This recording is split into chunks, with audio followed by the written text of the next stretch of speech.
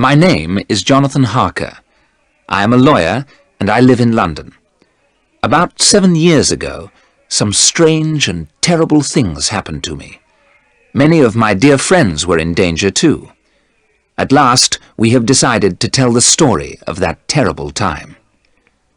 Part of my work is to find houses in England for rich people who live in foreign countries. At the beginning of 1875, I received a letter from Transylvania, a country in Eastern Europe. The letter was from a rich man called Count Dracula. He wanted to buy a house near London.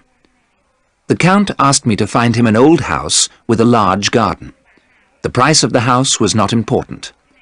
I found him a large old house to the east of London. I wrote to the Count and he agreed to buy it. There were many papers which he had to sign. To my surprise, Count Dracula invited me to visit him in his castle in Transylvania. "Bring the papers with you," he wrote in his letter. "I can sign them here." I was very busy and did not want to go. Transylvania was far away, and few English people had been there. There was another reason, too. I was going to get married in the autumn to my darling Mina. I did not want to leave England until we were married. But Mina said that I should go. "The Count is a rich man," she said. "You may be able to do more business with him. You can travel most of the way by train. In 2 weeks you will be home again." So I accepted Count Dracula's invitation. I left England at the end of April.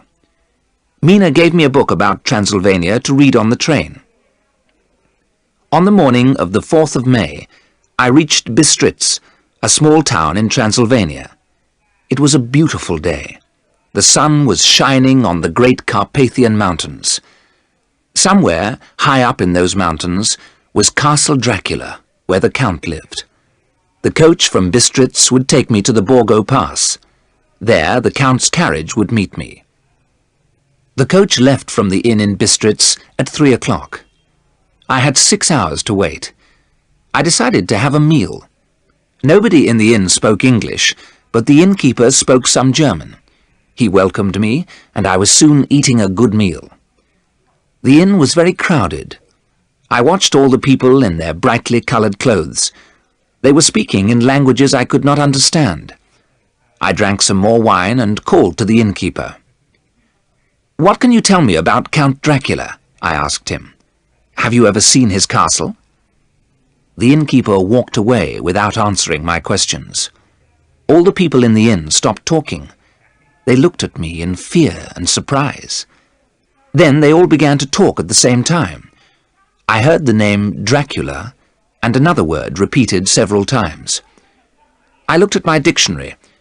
They were saying the word vampire. Where had I read the word before? I opened the book that Mina had given me. "There are many old stories about the vampires of Transylvania," I read. "Vampires are men and women who never die. Vampires have long, sharp teeth. They bite the throats of living people. Then they drink their blood. Everyone in Transylvania fears vampires. People often wear a cross to keep themselves safe." I shut the book quickly. Did people believe these stories? It was time for me to leave. I paid for my meal. Then I walked outside and got into the coach. There was a crowd of people outside the inn. Suddenly the innkeeper ran forward and spoke to me through the coach window. "Must you go to Castle Dracula?" he said. "Do not go to that terrible place." "I have important business with the Count," I answered. "Then take this," the innkeeper said, "and may God help you." And he put a gold cross on a chain into my hand. As the coach began to move, strange thoughts went through my mind. Who was this man I was going to meet? Did Count Dracula have strange powers? I could not believe it. The coach began to move more quickly. The sun shone on the trees and the water of little rivers. There was snow on the tops of the highest mountains. What a beautiful country Transylvania was. The mountains were closer to us now, and the road went higher and higher, shadows grew longer as the sun began to go down behind the mountains. Then suddenly the light had gone. The mountains and sky were dark. The coach went faster and faster. I could hear a terrible sound. It was the howling of wolves. The moon was shining now. I could see dark shapes near the road. The coach went higher and higher, and now I could see a narrow road to the right. The coach stopped. We were at the Borgo Pass.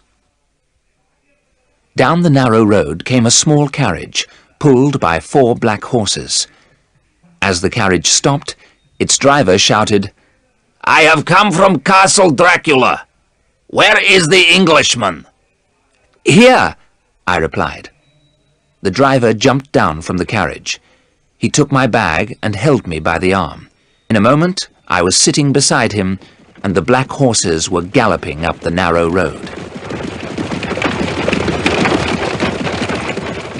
The driver wore a black cloak, and his hat was pulled down over his face. The mountains were high black walls on both sides of us. We were going so fast that I had to hold on to the carriage with both hands. Black clouds covered the moon. The carriage had no lights, and I could see nothing. Wolves howled all around us. The driver laughed. As the horses went faster, I closed my eyes in fear. Then suddenly, the journey was over. The driver pulled me down from the carriage. He threw my bag beside me. In a moment, the carriage and the driver had disappeared. I had arrived at Castle Dracula. The picture sequence from the cinema has finished. You can look at it once more if you want. I looked up at the high castle walls. There were no lights in any of the windows. In front of me was a great wooden door. As I stood there, I heard the door being unlocked. It opened slowly. A very tall old man was standing there. He held a lamp in his hand. His hair and face were white, and he was dressed in black. He held his lamp up high and said, "Welcome to my home. Enter Castle Dracula, Mr. Harker." As I stepped inside, Count Dracula took hold of my arm. He was terribly strong, and his hand was as cold as ice. The Count locked the door carefully and put the keys into his pocket. I followed him down long passages and up winding stairs. I walked like a man in a dream. At last the Count opened a door and led me into a room without windows. I could see 2 open doors. Through one door I could see a bedroom. Through the other door I could see food and drink on a table. "When you are ready, my dear friend," the Count said, "I shall be waiting for you." In a few minutes I was sitting at the table. I was very hungry. The Count told me he had already eaten. Later we sat together near the fire. The Count spoke good English, and he asked me many questions. I was tired, and I began to feel very ill. The castle was completely silent, but outside the wolves were howling. "Can you hear the children of the night?" the Count said quietly. "Listen to their music." Count Dracula's face was very close to mine. The fire made his eyes shine with a red light. There was an unpleasant smell in the room. I wondered what it was. The Count smiled. He had very red lips, and his teeth were long and sharp. "You are tired," he said. "It is time for you to sleep." That night I had strange and terrible dreams. In my dreams I heard the sound of wolves and strange laughter.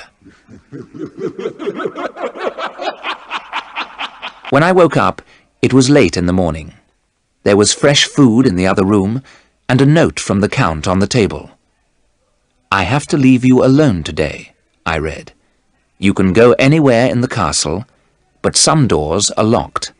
Do not try to open them. D." I saw no one all day, but I found the Count's library. It was full of books about England, and I spent the day reading them. I was still reading when Count Dracula returned in the evening. "These books are my good friends," he said. "They have taught me a lot about your country, and now I have you, Mr. Harker, to talk to." "You speak English well, Count," I said. The Count smiled and showed his sharp white teeth. "You must tell me about my new house," he said, "and you have papers for me to sign." I showed Count Dracula the maps and photographs I had brought with me. "The house is about 22 kilometers to the east of London," I told him. "It is large, and parts of it are very old." "Good," said the Count. "I have always lived in an old house. I could not live in a new one." "The gardens have a high wall around them," I went on. "This is a photograph of the chapel. It is the oldest part of the house." "So I shall be near the tombs of the dead," said Count Dracula quietly. He held the photograph in his hand. For the first time, I noticed his long, pointed nails. The Count went on talking all night long. Once I must have fallen asleep. I sat up suddenly. Count Dracula was leaning over me. His breath had a terrible smell. What did it remind me of? As I opened my eyes, he turned away. "Well, my friend," said Dracula, "we have been talking all night. You are tired. Go to bed and sleep." But I did not sleep well. My mind was troubled. Once more, I had terrible dreams. It was very early when I woke up. I decided to dress and shave. I looked round my bedroom. To my surprise, there was no mirror. Fortunately, I had brought a small shaving mirror with me. I hung it by the window and began to shave. "Good morning, my friend," said a voice behind me. I was so surprised that my razor slipped, and I cut myself. I turned. There stood Count Dracula. He had come up behind me. Why had I not seen his face in my mirror? The Count saw the blood on my face. He made a strange sound, and his hands moved towards my throat. His eyes shone with red fire. Then his hands touched the cross around my neck, and the fire in his eyes disappeared. "Take care," he said. "It is dangerous to cut yourself in Castle Dracula, and this mirror is not needed here." As he spoke, he threw my mirror out of the open window. It broke on the stones far below. The Count turned and left the room. When I went to have my breakfast, he had gone. I was by myself once again. I was very restless. I spent the day looking round the castle. Wherever I went, I found locked doors. Some windows opened, but they were high up in the castle walls. The ground was hundreds of meters below. There was no way out of the castle. Except for Count Dracula, I was completely alone. Was I a prisoner in this strange and terrible place? The picture sequence from the cinema has finished. You can look at it once more if you want. Time passed slowly. I always saw the Count at night. During the day, I sat in the library reading a book. Sometimes I walked slowly through the long passages of the castle. The papers were signed, and I was ready to leave. But Count Dracula would not let me go. Every evening he asked me more questions about England. Every evening I asked to leave, but he always smiled and would not answer. I was full of fear. The Count had a strange power over me, which grew stronger every day. I could not think clearly. Would I ever escape from Castle Dracula? Then one day I found a room with an unlocked door.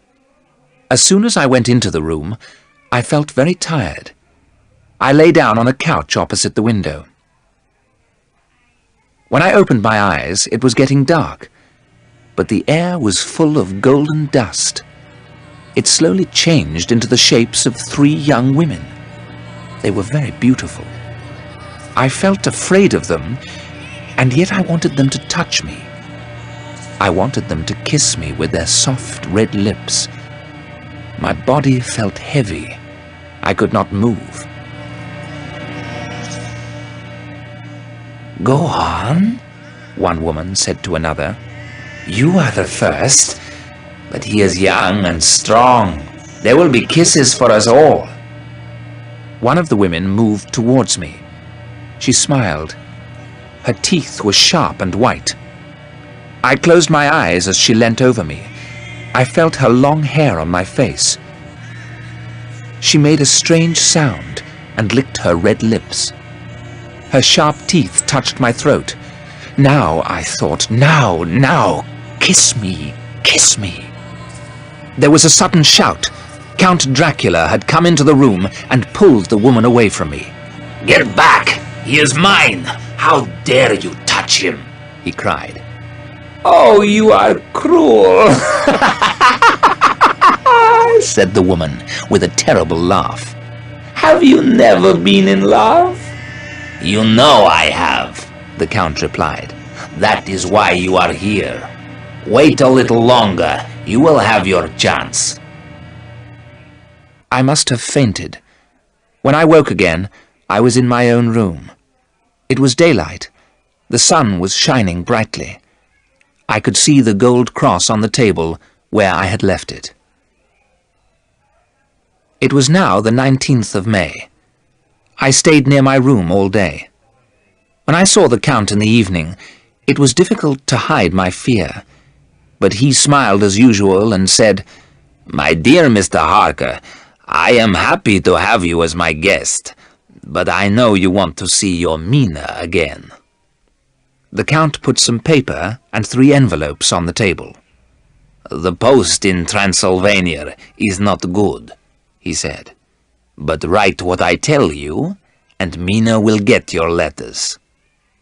He told me what to write. He made me put dates on the letters. The last letter was dated the 29th of June. What could I do?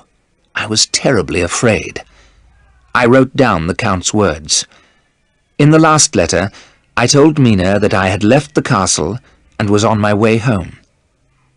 I knew then that Count Dracula meant to kill me. But not yet. It was 6 weeks until the 29th of June. I had 6 more weeks to live. The days went by. I was Dracula's prisoner, and he... What was he? Would I ever know the truth about him? Then it was the 29th of June. That night, Count Dracula spoke to me. "My dear friend, you and I must part. Tomorrow I must go to England. Perhaps one day we shall meet again." What did he mean? I had to find out the truth. I decided to follow Dracula to his room. He went in and locked the door behind him. I heard a window open. I looked out of a window in the passage. I could see the window of the Count's room. As I watched, Dracula came out of the window and moved down the wall, head first. His black cloak looked like the wings of a huge bird. In the bright moonlight, I watched him move down the wall and out of sight. I had to think. I had to make a plan. I went back to my room and looked again at my book about Transylvania. Vampires always hunted and killed at night. Sometimes they became animals, but during the day, vampires lost their strange powers. I had never seen Count Dracula during the day. If I went to his room in daylight, perhaps he could not harm me. Perhaps I could take his keys and escape at last. All night I waited by the window in the passage. At dawn, Count Dracula returned. When the sun was high in the sky, I climbed out of the window. I moved carefully down the wall and across to the Count's open window. There was nothing in the room except a great heap of golden coins. One door was locked, but the second one opened, and I went through it. A stone stairway went down and down to a long passage. I was in an old chapel. The stones in the floor had been taken away. There were great holes where the earth had been. The chapel was full of wooden boxes, 50 of them. Their lids had not been fixed on. Each box was full of earth. One box was covered, and I lifted the lid. There, on a heap of earth, lay Count Dracula. His white hair was now dark grey. His thin white face was fat and red. Fresh blood ran from his lips, and there was a terrible smell, the smell of blood. The vampire was resting after his meal. His eyes were open, but he did not move. I could see his long white teeth. At that moment, I heard shouts and the sound of many feet. I ran back through the door and into the passage. The door closed behind me. I stood there, listening. The chapel was full of men. They were hammering down the lids of the boxes. Then I heard them pulling the boxes along the ground. A door was shut and locked. Count Dracula was on his way to England, and I was locked inside his castle. I ran down the passage, up the stone stairs, and back to the Count's room. I put some of the gold coins in my pockets and ran to the open window. The ground was many meters below. With a prayer to God, I climbed out of the window and moved slowly down the wall. The picture sequence from the cinema has finished. You can look at it once more if you want. In England, Mina was waiting for Jonathan Harker to return. His letters to her from Castle Dracula had been short and strange. Mina was worried. Was Jonathan ill? Why did he not return to England? In the middle of July, Mina was invited to stay with her friend, Lucy West. Lucy and her husband Arthur lived in the little town of Hythe by the sea. Arthur West was a doctor. Arthur is in Amsterdam, Lucy wrote. He is staying with Professor Van Helsing, his old teacher. Come and stay with me until your Jonathan returns. Hythe is not far from London. The sea air will be good for you. Mina travelled down to Hythe the following day. The weather was good, and the two young women went out walking every day. Sometimes they walked by the sea, but most of all Lucy liked to walk to the old church on the hill. She enjoyed sitting in the quiet old churchyard. Mina and Lucy slept in the same bedroom. One night, near the end of July, Mina woke up suddenly. Lucy was walking out of the bedroom door, but she was fast asleep. Mina took her friend back to bed. Lucy did not wake up, and in the morning she remembered nothing. On the 8th of August, the weather changed. Black clouds covered the sky. The air felt heavy, and there was a thick mist over the sea. The storm came soon after midnight. Lucy was very excited by the thunder and lightning. She sat by the window all night looking at the sea. By morning, everything was quiet, but there was a mist over the sea. Lucy's servant told the two friends that a ship had been wrecked on the shore. "Was it an English ship? Are the poor sailors safe?" Lucy asked her. "It was a Russian ship," the woman replied. "It had come from a place called Varna. There was something very strange about the ship. There was no one on it, living or dead. But as soon as the ship touched the shore," the woman went on, "a huge dog jumped down. It ran away up the hill. There was another strange thing, too. The ship was full of big wooden boxes. Some men came from London and took them away. When the boxes were taken off the ship, one of them broke open. It was full of earth. Who would bring earth all that way? I cannot understand it." Lucy's face had gone white, but her eyes were shining. "Let's walk up to the church, Mina," she said. "Perhaps we shall find the dog." But the churchyard was empty, and no one had seen the animal. That night, Mina heard a noise and woke up. Lucy's bed was empty, and the bedroom door was wide open. Lucy was nowhere in the house. Mina put on her clothes and her shoes. Then, taking shoes and a shawl for Lucy, Mina ran out into the silent street. Where had Lucy gone? Mina looked up and down the empty street. Was Lucy in the churchyard? Mina ran up the hill and stopped for a moment at the churchyard gate. Yes, there was Lucy. Was there something moving behind her?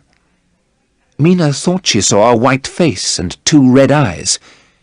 But when she reached Lucy, her friend was alone.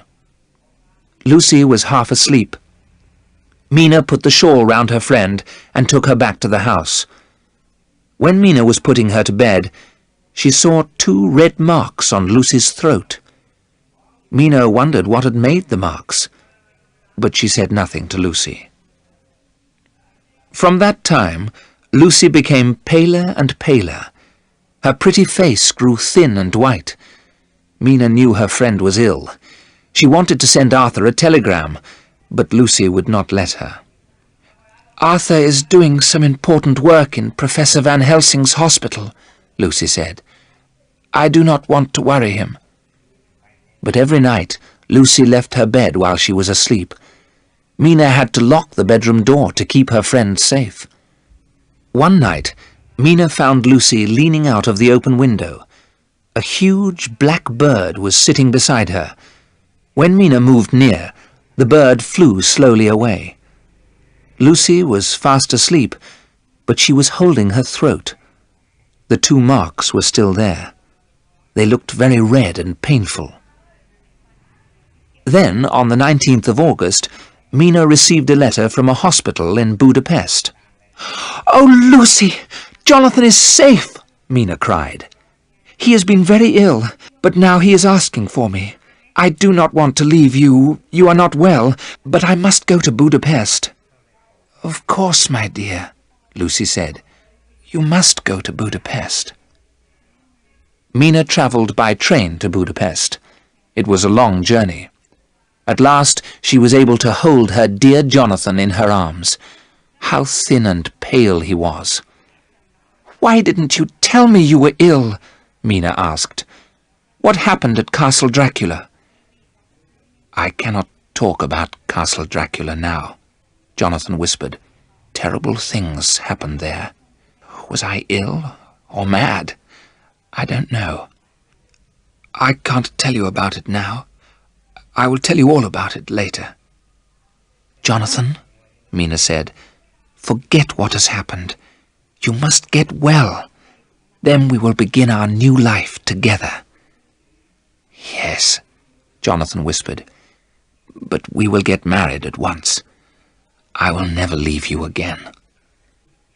Mina and Jonathan were married on the 1st of September in Budapest. They did not reach England until the 18th of September. The weather in London was fine and warm. Mina and Jonathan drove slowly through the city in the early evening. The streets were full of happy people. Suddenly Jonathan gave a terrible cry. "My God, look!" he said. "It is the Count!" Jonathan pointed at a tall man who was talking to a beautiful young woman. The man had a cruel white face. As he smiled, Mina saw his red lips and sharp white teeth. "Count Dracula is here in London!" Jonathan cried. "I was not mad. Those things did happen in Castle Dracula." "Please, Jonathan, you will be ill again," Mina said. "The Count has a house near London. Why shouldn't he be here?" "There is terrible danger," Jonathan told her. "I will tell you all about it when we get home." As they drove up to their home, a servant opened the door. She held out a telegram. "This has just arrived, madam," she said. The telegram was from Dr. Arthur West, Lucy's husband. As Mina read it, her eyes filled with tears. The message was very short. "My dear wife is dead. She was buried yesterday. Arthur." "Lucy dead? I can't believe it," Jonathan said quietly. "How did it happen?" "Arthur must come and stay with us," Mina said. "I'll send him a telegram at once." That night, Jonathan told Mina all about Castle Dracula. He told her the terrible things that had happened there. And now Count Dracula was in England. What was he planning to do? The picture sequence from the cinema has finished. You can look at it once more if you want. When Arthur West arrived at the Harkers' home, he was dressed all in black. His face was pale and sad. The three friends had many things to talk about. After dinner, Mina spoke to him quietly. "Arthur, dear, Lucy's death has been a great shock to us both. Can you tell us how she died?" "I returned from Amsterdam about a week after you left Hythe," Arthur replied. "By that time Lucy was very ill. Her face was pale, and she was very thin. I examined her, but I could not find anything wrong." "Was Lucy still leaving her bed at night? Was she still walking in her sleep?" Mina asked. "Yes," Arthur said, "and she began to have strange dreams. She saw red eyes and golden dust moving in the air." "Golden dust," Jonathan repeated slowly. "Is the Count at work already?" "Go on, Arthur. I will tell you my story later." "The dreams worried me," Arthur went on. "I sent a telegram to Professor Van Helsing in Amsterdam. He came to Hythe immediately. When Van Helsing arrived, Lucy was too ill to get out of bed," Arthur told his friends. "Van Helsing examined her with great care. He told me that Lucy had lost a lot of blood. She needed a blood transfusion to save her life. I told the professor to take the blood from me." "Oh, God," Jonathan said quietly. "Were there any marks on Lucy's throat? Small red marks?" Arthur looked very surprised. "Yes, there were.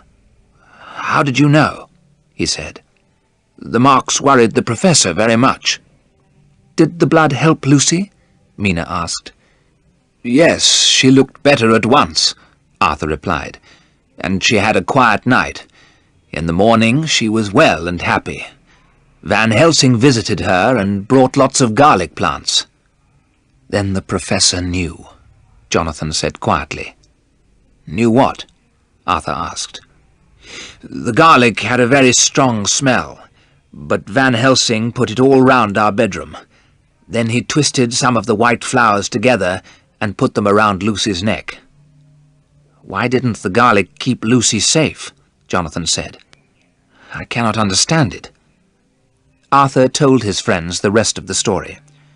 Van Helsing stayed in Hythe for a few days. Slowly, Lucy grew stronger. One night, Arthur went out to visit a sick child. Van Helsing was in the library reading. Lucy was sleeping in her room. The garlic flowers were round her neck, and she looked very beautiful. The bedroom window was shut. "I was away for several hours," Arthur went on. "It was morning when I returned, but the house was silent. I went into the library. Van Helsing was sleeping in the chair. I called his name, but he did not wake. Suddenly I was afraid. I ran upstairs and into our bedroom. The window was broken. There was glass all over the floor. Lucy lay on the bed with her eyes closed. She had pulled the garlic flowers away from her neck." Arthur stopped talking. There were tears in his eyes. After a few moments he went on. "I ran to get Van Helsing," Arthur said.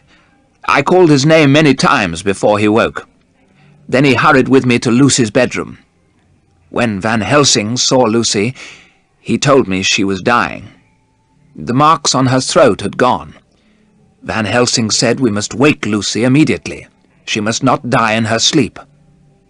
At that moment, Lucy opened her eyes. She looked at me and smiled. Then she spoke to me. Her voice was slow and strange. She told me a man had come to the window. He had called her again and again. She had opened the window and asked the man to come in. Lucy took hold of my hand, Her fingers were as cold as ice. Lucy asked me to kiss her. But as I leant over, Van Helsing pulled me away. Then Lucy's face became angry. Her eyes were cruel. She was ugly. Arthur covered his face with his hands. "It was terrible," he said. "She did not look like Lucy at all." "Poor Lucy," Mina said, and she held Arthur's hand. "Did the poor girl die peacefully?" "Yes, thank God," Arthur replied. "When she opened her eyes, she was beautiful again. But Van Helsing would not let me kiss her lips, so I kissed her hand and her long black hair. Then she died. Dear Lucy is at peace now." "Is she at peace?" Jonathan said slowly. "Has the professor gone back to Amsterdam?" "Yes, he has," Arthur replied. "But he said he would return if anything happened to Lucy. I did not understand him. Lucy is dead."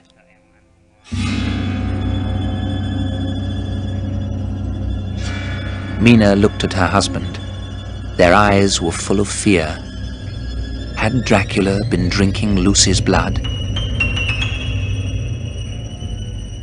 Was she a vampire too?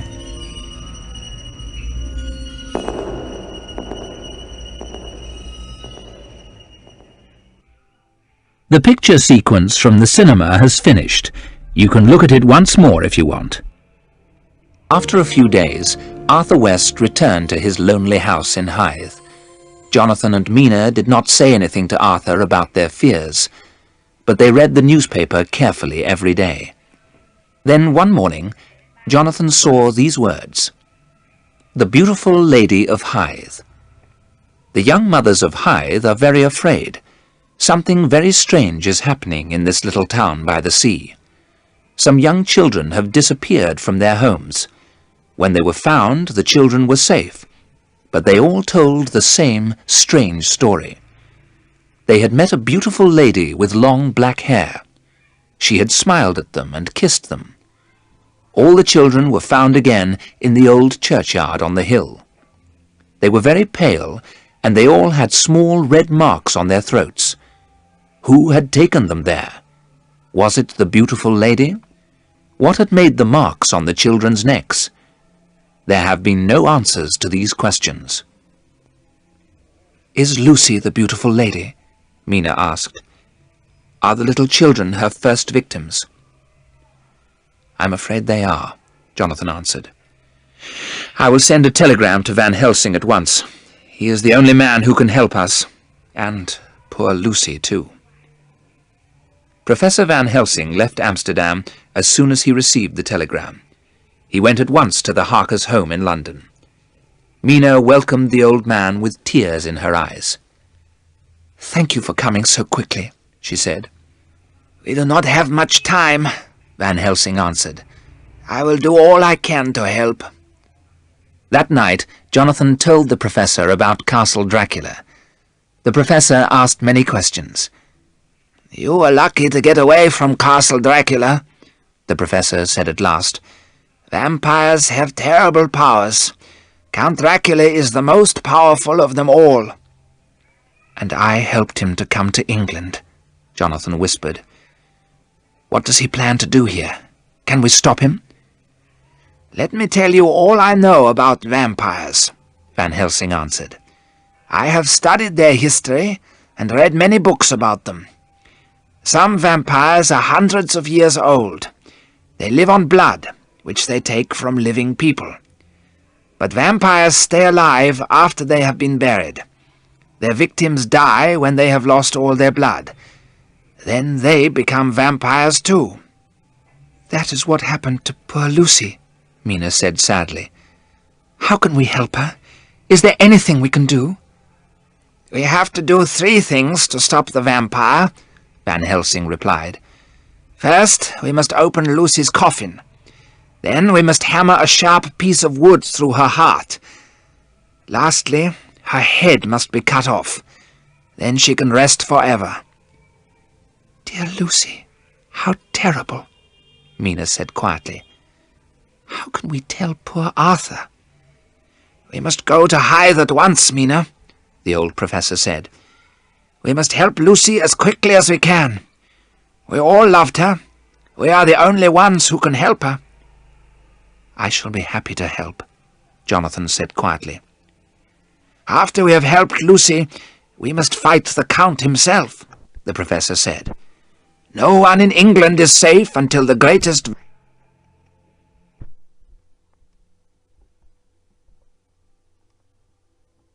No one in England is safe until the greatest vampire of all is destroyed. The three friends left immediately for Hythe. They told Arthur that Lucy had become a vampire. At first he was very angry, but Jonathan told Arthur what had happened at Castle Dracula. Then Arthur knew that their terrible story was true. Arthur, Jonathan, and Van Helsing went to the churchyard late that night. Lucy West had been buried in the family vault in the churchyard. The professor was carrying a large bag. Arthur opened the vault with his key. The three men stood quietly around Lucy's coffin. "Look carefully," the professor said. "The vault has not been opened since Lucy's funeral, has it? Now watch." Then, with a long piece of iron, Van Helsing began to open Lucy's coffin. "There," he said as he lifted the lid. At first, Arthur did not want to look. Lucy had been dead for nearly 2 weeks.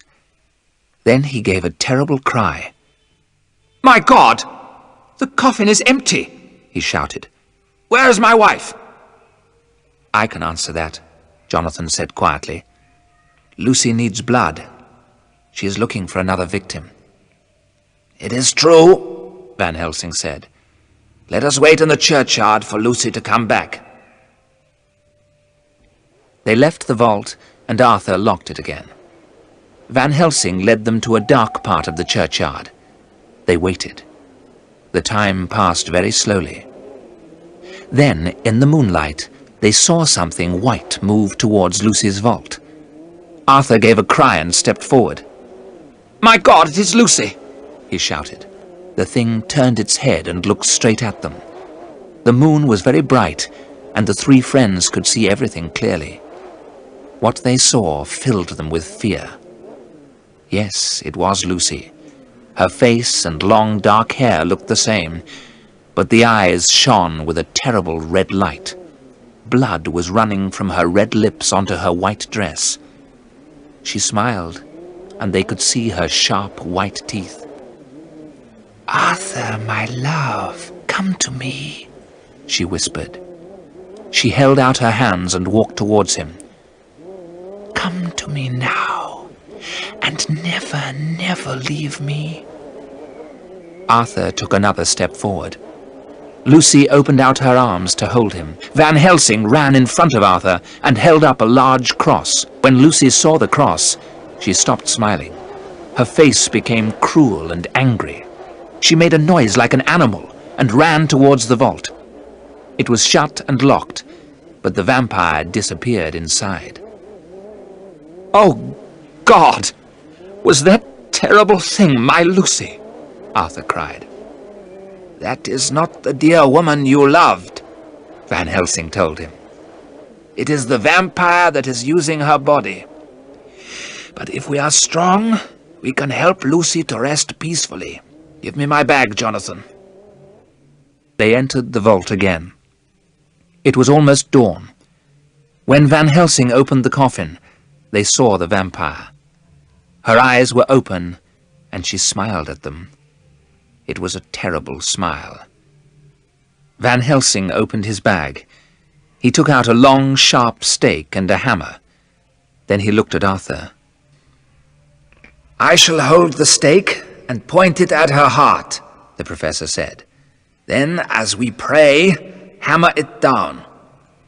With a last look at the thing in the coffin, Arthur raised the hammer. He brought it down, once, twice, many times. Terrible screams came from the vampire's blood-covered lips. The white dress became red as the stake went into Lucy's body. They all prayed. At last, the thing in the coffin stopped moving. Arthur dropped the hammer and almost fainted. "Look," Van Helsing said.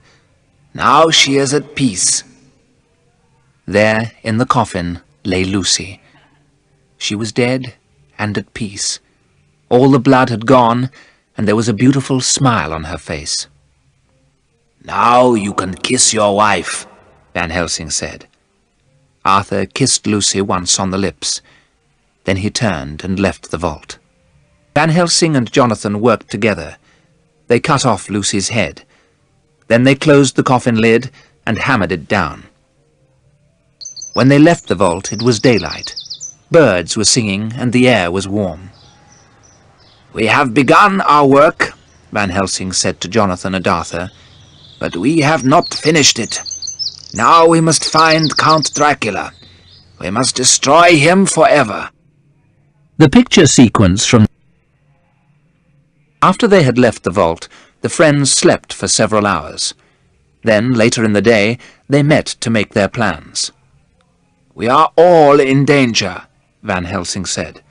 "Dracula must know that he has enemies in England. He will soon find out what we are doing. Then he will attack us." "Why don't we attack him first?" Arthur cried. "We must go to his house together. Where is his house, Jonathan?" "I can't remember," Jonathan replied slowly. "It's very strange. I think Dracula has made me forget. All the papers about his house are in my office in London." "Then let us all go back to London quickly," said Van Helsing. "We must find out where Dracula is hiding. It will be safer if we are all together. The vampire is very powerful." They went to London, and Jonathan hurried to his office. But he could not find the papers. They had all been taken. He returned home at once. He told the others what had happened. "Dracula has taken the papers," Van Helsing said. "He knows he is in danger. He knows we are his enemies. But vampires have no power during daylight. In daylight, Dracula rests in one of the boxes from Transylvania. They must be in his house." "But where is his house?" Mina cried. The old professor thought for a moment. Then he looked at Jonathan carefully. "If you agree, I shall hypnotize you," he said. "Then you may remember where Dracula's house is." "Yes, I agree," Jonathan said. "Do what you can, Professor. I am ready." Van Helsing sat opposite Jonathan and spoke to him quietly. The young man's eyes closed. He began to breathe more slowly. "Count Dracula has a house near London. Where is it, Jonathan?" the professor asked. Jonathan answered in a slow, clear voice. "The Count is living to the east of London," he said. "His house is very big and very old. There is a high wall round it." "How did you get there, Jonathan?" asked Van Helsing. "The nearest railway station is about a mile away from the house." "What is the name of the station, Jonathan?" Van Helsing asked. "It is difficult to remember. There is a mist in front of my eyes. Now the mist is going. The name is Purfleet. The mist is coming back, a golden mist. I can see red eyes. They are looking for me." "Wake up, Jonathan," the professor said quickly. Jonathan opened his eyes. "You are in danger," Van Helsing said. "Dracula knew what I was doing. We do not have much time." "What shall we do?" Arthur asked. "We must get into Dracula's house and look for the boxes of earth," Van Helsing replied. "You must stay here, Mina. Don't leave the house. Dracula is not far away. Remember what happened to Lucy." "We cannot leave Mina here on her own," Jonathan cried. "She will be safe," the professor said. "No vampire can enter a house unless he is invited in. Lucy walked in her sleep, and Dracula met her in the churchyard.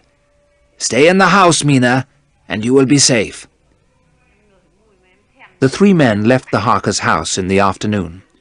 The things they needed were in their bags. They went by train. When they reached Purfleet Station, the professor asked a few questions.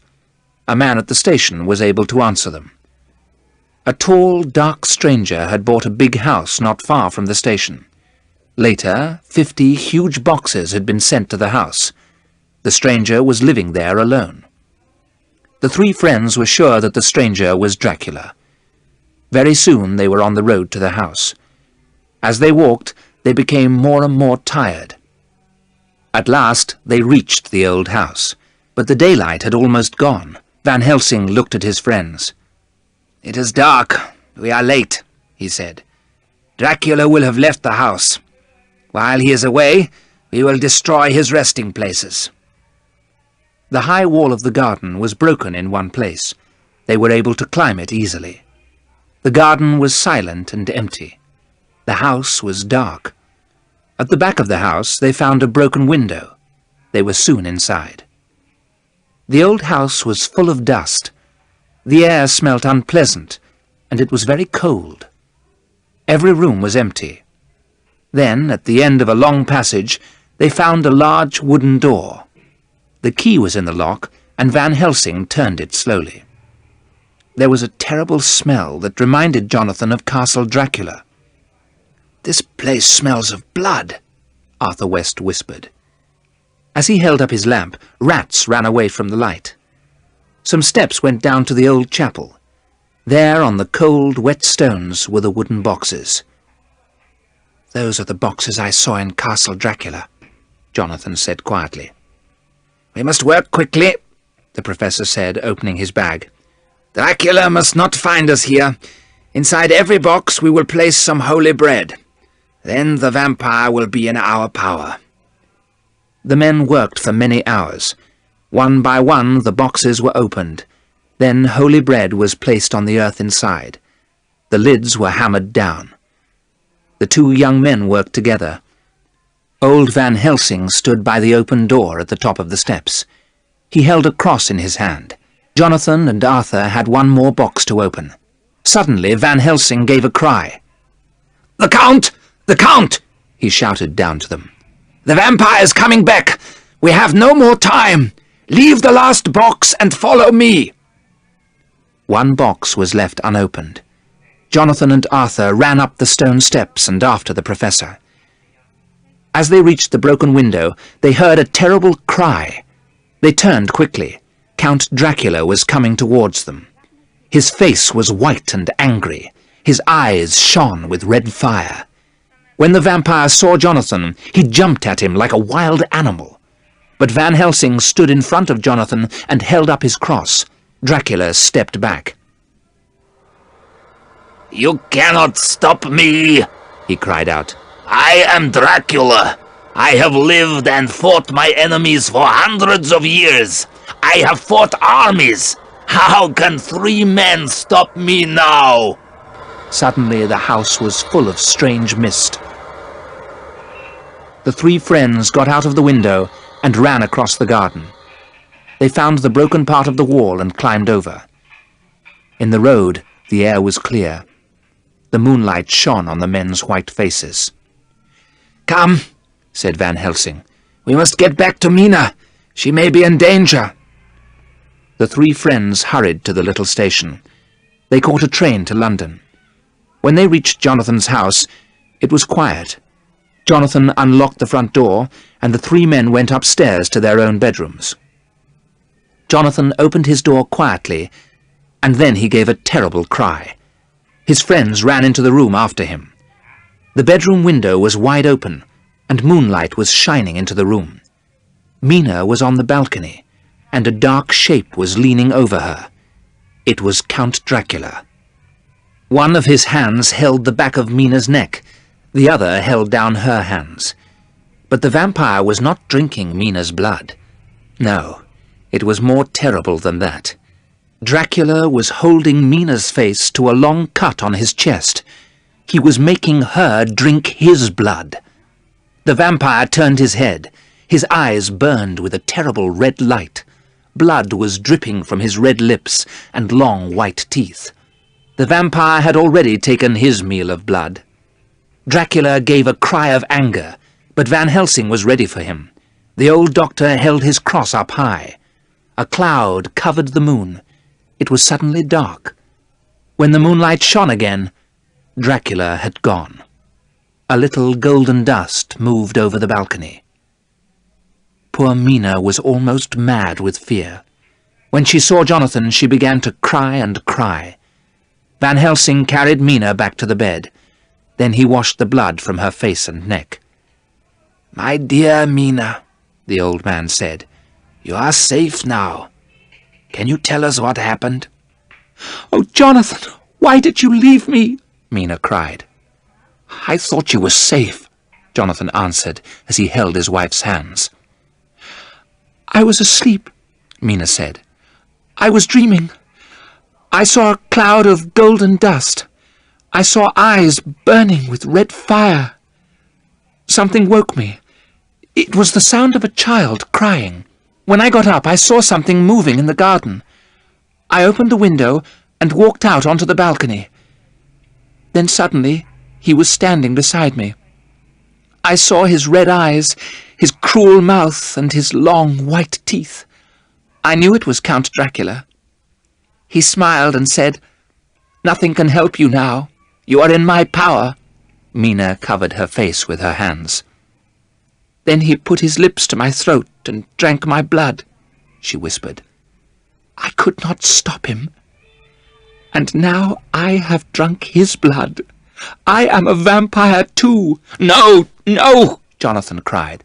"It is the truth," Mina replied. "I have drunk the Count's blood, and I am in his power. I must do what he wants, even if I harm you, my husband." Then Mina looked at Van Helsing with tears in her eyes.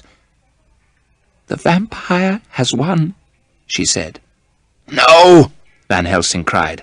"He is afraid, I am sure of it. He cannot stay in England now. He will use the last box to return to his own country. Sleep now, Mina. You must rest." But Mina went on speaking. "I have drunk the Count's blood, and I am in his power," she said. "But perhaps we can use this power to destroy him. Hypnotize me, Professor, before dawn. I think I can tell you what the vampire plans to do." Van Helsing sat down beside Mina and moved his hand before her face. Her eyes closed. "Where is Count Dracula? What does he plan to do?" Van Helsing asked. "It is dark," Mina replied. Her voice was slow and clear. "I can hear moving water. Oh, the vampire's power is strong. But I hear a ship and men shouting. The ship is ready to leave. There is a mist. Darkness. I cannot tell you any more." In a few minutes, Mina had opened her eyes. "We have won," Jonathan told her. "The vampire is leaving England. We are safe now." But Professor Van Helsing shook his head sadly. "Have you forgotten? Mina has drunk the vampire's blood. He has drunk hers. If Mina dies before Dracula is destroyed, she will be a vampire forever." The picture sequence from the cinema has finished. Count Dracula's plan had failed. The vampire was returning to his own country. In Transylvania, he would be safe. If the vampire reached Castle Dracula, he could rest and grow strong again. And while he lived, Mina was in terrible danger. Count Dracula had to be destroyed before he reached his castle. Arthur and Jonathan went to the port of London the next day. They found that a ship called the Queen Catherine had left for Varna. Varna was a port on the Black Sea. Dracula had travelled from Varna in July. When it was dark, a tall man had carried a huge wooden box onto the Queen Catherine. The man was Count Dracula. A thick mist had covered the ship before it sailed, and Dracula was in the box. The three men began to make their plans at once. Mina was resting in her room. "Vampires cannot cross water without help," the professor explained. "But Dracula is travelling by ship because it is easier. He will not have to move his box until the ship reaches land. When the ship reaches Varna, Dracula will wait for darkness. Then he will carry the box from the ship. Later, the box, with the Count inside, will be taken to Castle Dracula. There, the vampire will be safe." "Then we must follow him," Arthur cried. "We must—" Van Helsing held up his hand. "Before we decide what to do," he said, "I have something to tell you. Mina must not know our plans." "Why not?" Jonathan cried angrily. "Dracula has harmed her most of all." "But the vampire has power over Mina," the professor replied. "Perhaps he knows what she is thinking. Anything we tell her, he will know." No one spoke. Van Helsing and Arthur looked at their friends sadly. "You are right," Jonathan said at last. "I will not tell Mina anything." "Then let us follow Dracula," Arthur said. "I have money. We could hire a small, fast ship and—" "No, we must follow Dracula by land," Van Helsing replied. "He will make the ship go quickly. But the ship will take 2 weeks to reach Varna. By land, we can get there in a few days." "So we shall be waiting for him when he reaches Varna," Jonathan said. "No, not you, Jonathan," Van Helsing said. "You must stay here and look after Mina." As he spoke, the door opened. Mina stood there. Her face was pale. "No one will stay here to look after me," she said. "I am going with you." "You will be in great danger if you come with us," the professor said. "The nearer you are to Dracula—" "I know the danger, Professor," Mina replied. "If Dracula calls me to him, I shall have to go. But you can hypnotize me. Then I can tell you where the Count is." The professor smiled. "You are right, dear Mina," he said. Mina held Jonathan's hand and looked at her friends. "Every day Dracula has more power over me," Mina said. "If his power becomes too strong, you must kill me." At last the 3 men agreed. "Thank you," Mina said quietly. "Remember, if I become a vampire, I shall be your enemy too." In the 2nd week of October, the 4 friends began their journey across Europe. They took the fastest trains, and in a few days they were in Varna. Professor Van Helsing hypnotized Mina every day. He hypnotized her before dawn and before darkness came. Dracula's power was not as strong then. Mina always said the same words. "Everything is dark. I can hear the wind. I hear the sound of moving water." So the friends knew that Dracula had not left the ship. They stayed in Varna waiting for news. More than a week passed. Every day Arthur went to the port. He asked if the Queen Catherine had arrived.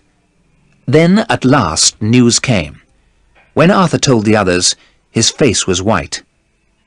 "The Queen Catherine arrived at Galatz at 1 o'clock today," he said. "My God, what shall we do?" Jonathan cried. "Where is Galatz?" Mina looked at her map. "Galatz is a port on the river Danube," she said. "It is more than 200 kilometers away." "We must get a ship," Arthur said. But Jonathan did not agree. "I think we should go by train," he said. "What will Dracula do?" Mina asked slowly. "Will he go to Castle Dracula by water or by land? It is nearly sunset," she went on. "Professor, hypnotize me. I shall tell you what I can." Van Helsing did as Mina asked. At first she could not answer his questions, but at last she spoke. "I hear the sound of water. The water is moving fast. I hear birds singing. It is dark, dark. I cannot tell you any more. His power is too strong." The friends took 2 days to reach Galatz. They were nearer to Dracula now. Mina was pale and ill. Sometimes she could not answer Van Helsing's questions. The professor took Mina to a hotel to rest. Arthur and Jonathan tried to get news of Dracula. They soon returned. Dracula's box was on a fast boat. The vampire was travelling up the river Ceruth. The river Ceruth went high up into the Carpathian Mountains. Castle Dracula was 20 kilometres from the river. "We must stop Dracula before he reaches the castle," Van Helsing told them. "In his tomb, the vampire will be safe, and then Mina will be in his power forever." "We must go up the river after him," Jonathan said quickly. "You and Arthur must do that," the professor replied. "Mina and I will go by land to Castle Dracula. We will get there before the vampire. I will put holy bread in Dracula's tomb." On the 23rd of October, Mina and Van Helsing went by train to Veresti. At Veresti, the professor bought a small carriage and 4 fast horses. It was winter, and it was very cold. Wolves were near, and they howled day and night. Professor Van Helsing hypnotized Mina every day. She always said the same words. "It is dark. It is dark. I can hear fast-moving water." Mina slept all day, and Van Helsing could not wake her. But as soon as night came, she woke up. The professor was afraid. Mina was pale and thin. Her face was changing. She was becoming more and more like a vampire. Would Mina die before Dracula could be destroyed? When they crossed the high mountains, snow was falling. At Bistritz, Van Helsing bought new horses. They reached the Borgo Pass early in the afternoon. On the right was the narrow road to Castle Dracula. The tall mountains were covered with snow. The strong wind moved the snow in the air. The howling wolves were closer now. Had Dracula sent them? The old professor was not afraid. He drove up the narrow road until it was dark. That night, Mina was very excited. Her eyes shone brightly, but she would not eat. Every day Dracula's power was stronger. The professor had made a fire.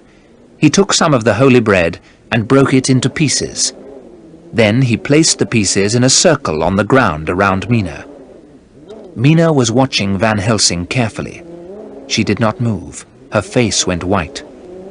"Come closer to the fire," the professor said. Mina stood up, walked a few steps, and stopped. She could not move out of the circle. Van Helsing covered Mina and himself with thick cloaks.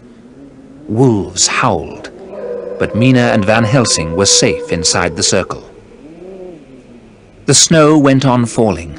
It moved round and round in the wind, and then there was mist and snow.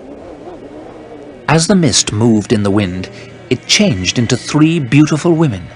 They were the 3 vampires that Jonathan had seen in Castle Dracula. They laughed and called to Mina from outside the circle. "Come, sister, come!" they cried. "You are like us now!" But Mina turned away, and the vampires could not enter the circle. They called to Mina all night, but when the dawn came, the beautiful women changed back into mist.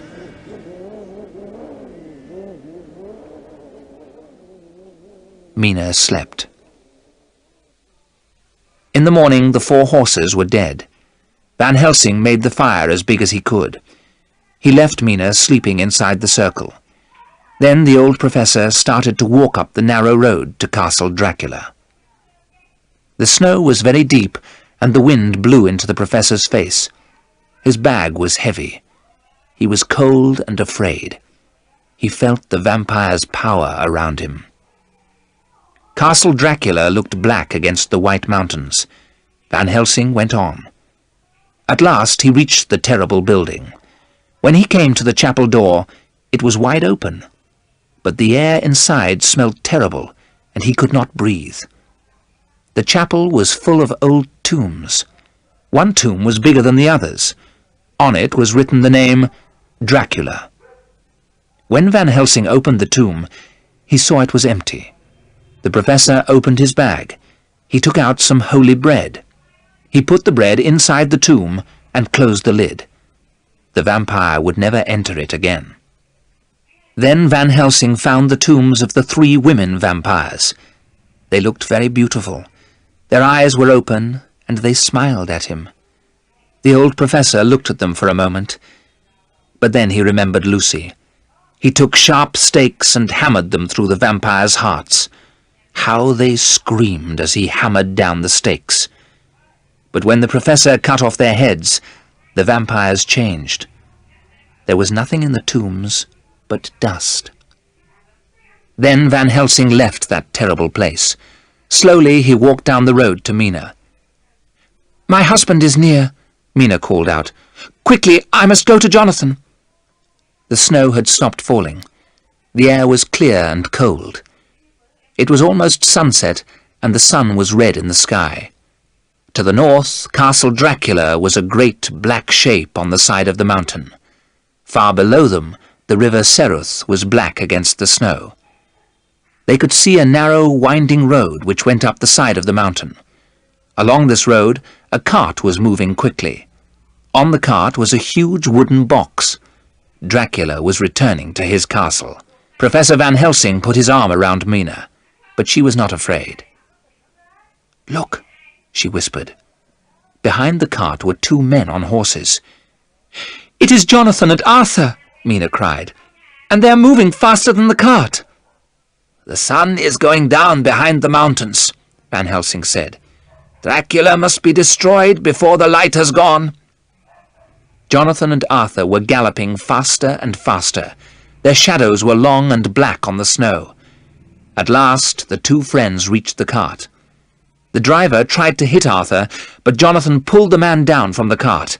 They fought together for a moment, and then the man ran off, shouting with fear. The black shadows had grown longer now. The light had almost gone. Was there time to destroy the vampire? Jonathan jumped onto the cart. He pushed the huge wooden box down onto the snow. The box broke open. There lay Count Dracula. The last light of the sun shone onto the Count's cruel face. Jonathan's long, sharp stake was above Dracula's heart. As the stake went through the vampire's body, Dracula gave a terrible cry. Then Arthur's knife cut through the vampire's throat.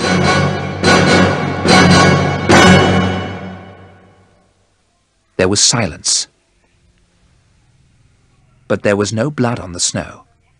Count Dracula's body was a heap of dust. Mina ran down the road, and Jonathan took his dear wife in his arms. The vampire was dead. The years of blood and fear were over. The picture sequence from the cinema has finished. You can look at it once more if you want.